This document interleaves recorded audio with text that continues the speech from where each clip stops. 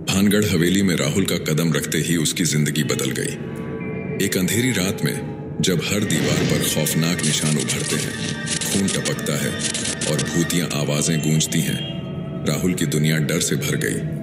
क्या हुआ, कैसे हुआ और आखिर क्यों?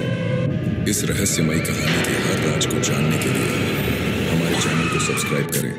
वह एक काली, डरावनी रात थी जब राहुल भानगढ़ हवेली पहुंचा। एक भूतिया, सुनसान खंडहर जहां हर कदम पर एक अनदेखा खौफ महसूस होता था। हवेली के भीतर कदम रखते ही उसके दिल की धड़कन तेज हो गई, मानो हर दीवार पर छुपे अंधेरे उसे निगल लेने की कोशिश कर रहे हों। हवा में सड़ते मांस की तीखी बदबू ने उसकी नाक में हलचल मचा दी और हर दीवार पर उकेरे पंजों के निशान उसकी आंखों में डर और उलझन पैदा करने लगे। जैसे ही राहुल के कदम गूंजे, उसकी आत्मा कांप उठी।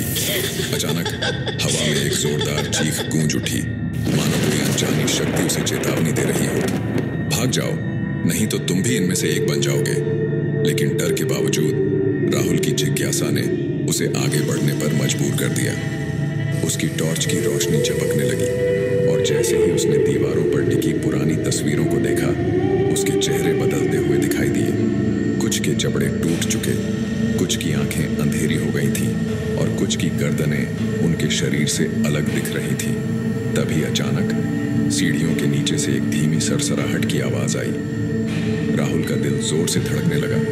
उसने अपनी टॉर्च घुमाई। सामने एक फीका चेहरा, दर्द भरी नजरों वाली औरत चारों ओर फैलते आंसुओं के साथ दौड़ती हुई दिखाई दी। उसकी आंखों से जैसे लाल रोशनी झलक रही थी और उसके जड़ते मांस और डीली हो रही हड्डियां उस दर्दनाक मोड़ की गवाह थीं।